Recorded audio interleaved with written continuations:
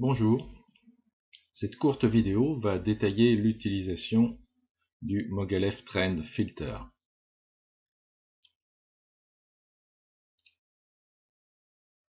Ici, on part d'un système sur le CAC 40 qui a déjà une courbe de gain relativement intéressante.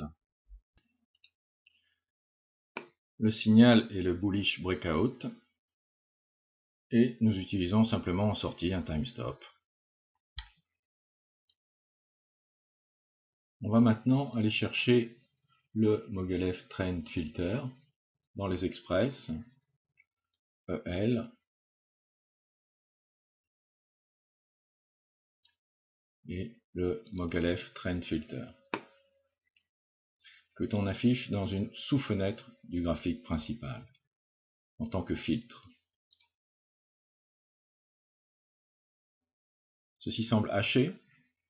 On va voir simplement s'il est bien réglé. Donc pour avoir une idée du réglage, il faut que les cas, les différents cas, correspondent à l'évolution des cours. Vous avez 8 cas possibles.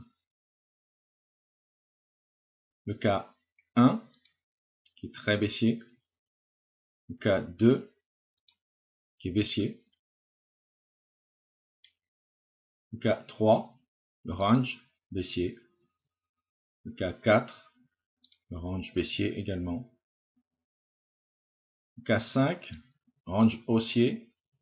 6, range haussier, un petit peu plus haussier. 7, tendance haussière. 8, tendance haussière encore plus forte, donc avec une poussée haussière. L'idée est de ne prendre les signaux que dans un certain nombre de ces cas.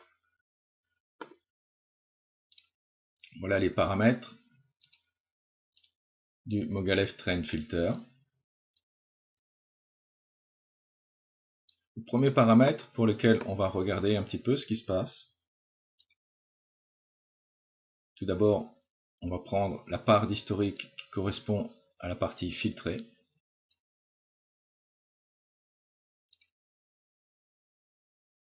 Donc, le premier paramètre est Trade Only This Case, c'est-à-dire trader seulement ce cas.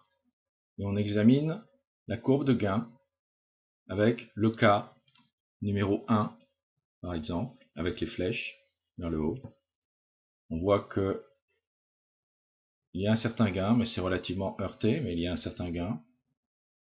Cas numéro 2, on voit que là, le gain est intéressant et bien réparti. Donc, ce cas sera toujours à garder. Il faudra trader dans le cas numéro 2.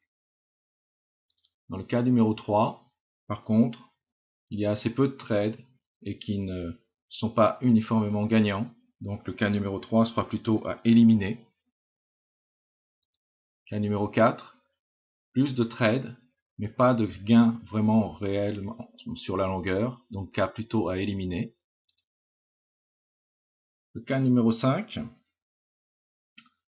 très peu de trades, pas de gagnants ou très peu à éliminer. Cas numéro 6, pas mal de trades, relativement gagnants à garder.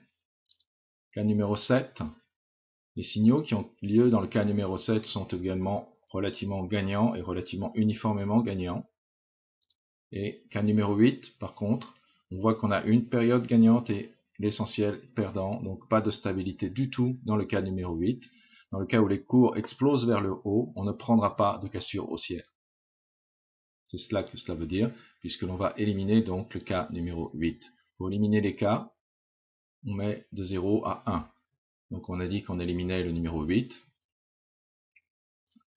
On a dit qu'on éliminait également les cas 3, 4 et je crois 5. Une fois que ceci est fait, on remet à 0 le Trade Only This Case, de manière à avoir la courbe de gain telle qu'elle est maintenant, avec le filtrage. Si l'on veut avoir une idée de ce qu'était le gain sans le filtrage, le dernier paramètre ici, qui est à on. Si on le met à 0, on le met donc sur off et on retrouve la courbe de gain que l'on avait au départ. Off, pas de filtre. On, le filtre est en route.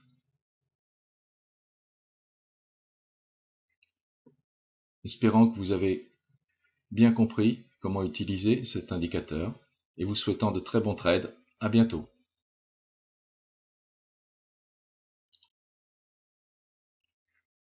Désolé, un oubli de ma part.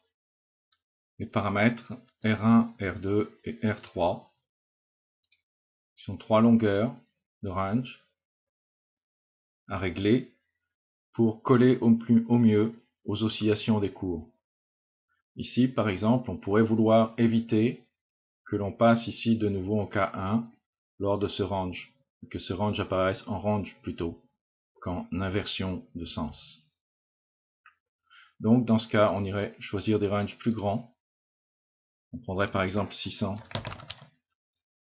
ici pour le 2 et cette fois le double 1200 pour le 3, de manière à ce que les tendances détectées collent au mieux à la réalité des cours.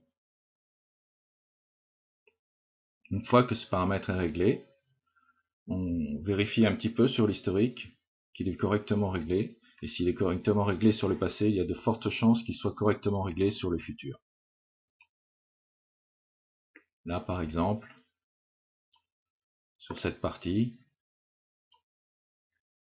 on voit que là on est haussier, puis on rentre dans un range avec des quelques velléités haussières ou baissières, et que là, à partir de ce moment-là, c'est-à-dire à partir du jaune, vous voyez bien la limite, ici on passe en baissier, on prend toute cette partie en couleur baissière, ceci est un range de nouveau, et toute cette partie on prend les signaux baissiers également.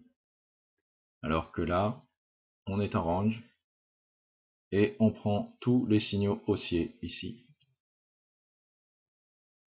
avec quelques petites interruptions range, mais essentiellement tout le trend haussier est bien détecté comme un trend haussier. Donc le réglage ici est intéressant. Voilà, cette fois, très bon trade à toutes et à tous.